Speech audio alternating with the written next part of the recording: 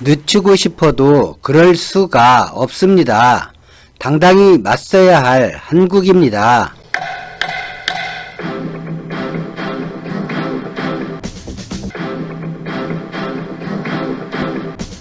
9일에 무조건 처리하겠다. 대한민국 정치권의 이해 득실에 따라 때로는 적극적으로 주장하기도 하고 때로는 독재라며 반대하기도 해야 했던 공수처가 더 물러설 곳을 잃었습니다. 더 늦춘다면 아마도 동력이 소멸할 것입니다. 처리하지 못하면 여당은 공멸할 수도 있으며 점잖기만 할 뿐 나약하기만 하다는 이미지를 이낙연 대표는 얻을 것입니다. 이미 많은 사람이 상처를 입었고 공무원의 하극상을 두둔하는 일까지 아무렇지 않게 벌어지고 있습니다. 매도 먼저 맞는 사람이 덜 아픈 법이라는 만고의 진리를 무시한 대가를 어쩌면 치르고 있는지도 모릅니다. 협치의 모습을 보여주고 싶고 정치의 정도를 가고자 한 그 마음이 비웃음의 대상이 되고 이용거리가 되었습니다. 21대 국회의원 선거가 끝나고 원 구성을 거부하는 모습에서 오늘의 일은 처음부터 예견되었던 일입니다. 원구성을 마치고 예정대로 7월에 공수처가 출범하도록 밀어붙였으면 어떠했을까요? 그런 아쉬움이 많이 남습니다. 공수처가 발족하면 어떤 일이 일어날까요? 수사권 조정을 통한 검경개혁이 이루어지면 대한민국은 어떤 변화를 가져올까요?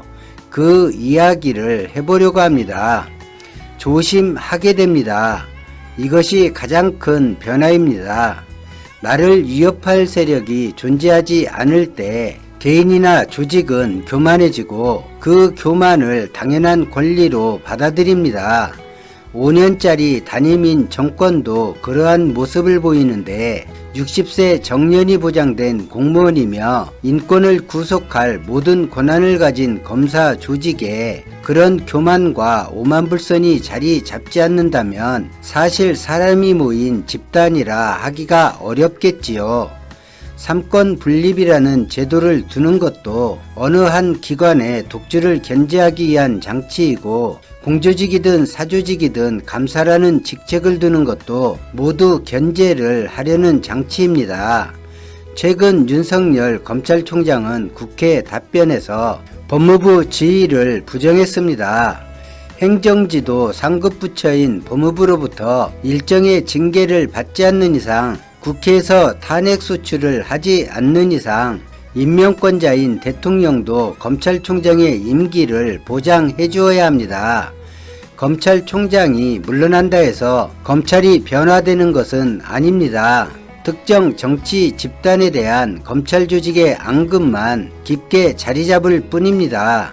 죄를 만들 수 있고 죄가 있는 것처럼 만들 수 있으며 바로 인신구속이 가능하고 언론과 당시 정치적 이익이 보이는 세력과 연계하여 사회적으로 돌이킬 수 없을 만큼의 이미지를 만들어버리는 것도 현재 검찰에겐 그다지 어려운 일이 아닙니다. 죄의 유무를 떠나서 표적이 되면 검찰이 만족할 때까지 힘의 사용을 멈춘 적이 없습니다. 압수수색 영장이나 구속영장 집행을 통해 검찰을 견제해야 할 법원조차 이미 그 위세에 굴복한 지 오래되었습니다. 정경심 씨 재판에서 검사는 재판장에게 화를 내고 인신 공격하기도 했습니다. 정경심 씨에게 7년을 구형하자 방청객 중 한 분이 개소리라고 외쳤습니다. 방청객에게는 법정을 모독했다며 2시간을 가뒀습니다. 재판장을 나무라고 시비 걸던 검사에게는 재판장이 달랬습니다. 이런 모습이 대한민국의 현실입니다. 누구도 제어할 수도 없었고 방법도 없었습니다. 이런 검찰의 모습은 대한민국을 오랫동안 아프게 했습니다. 검찰도 정치권도 언론도 병들게 했습니다. 공수처가 검찰을 새롭게 하는 만병통치약일까요? 그렇지는 않습니다. 공수처도 권력기관입니다. 3급 이상 당연직 선출직 공무원 비리를 수사하는 권력기관입니다. 검찰 출신이거나 검찰을 두둔하는 이들은 검사 출신이 공수처장이 되기를 바랍니다. 대통령에게 올라가는 후보 2명 모두 검사 출신이기를 바랍니다.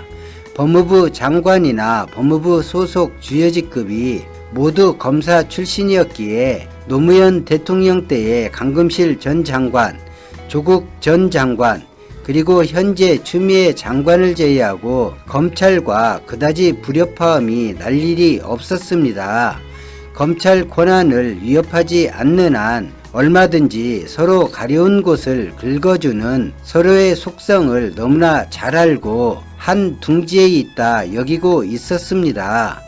처음 공수처가 출범하면 아마도 검찰과 공수처 간의 힘겨루기가 있을 것입니다. 이는 피하기 어려운 숙명과도 같은 것이 될 것입니다.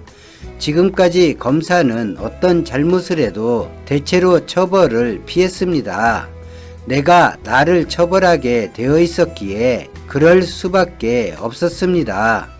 하지만 공수처를 통해 검사가 위협을 느낄 것입니다.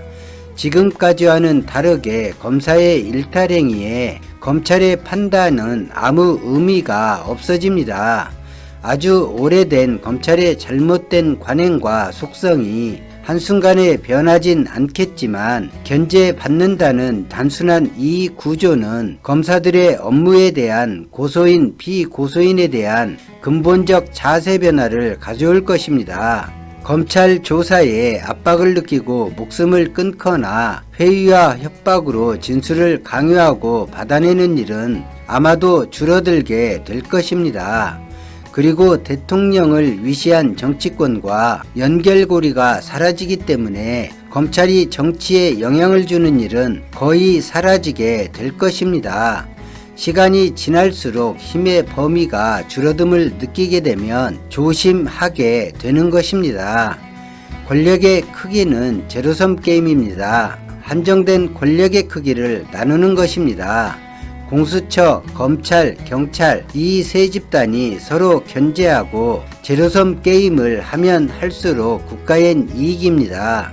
공수처, 검경개혁 더 늦추고 싶어도 더 늦출 수가 없습니다. 오늘 영상은 여기까지입니다. 고맙습니다.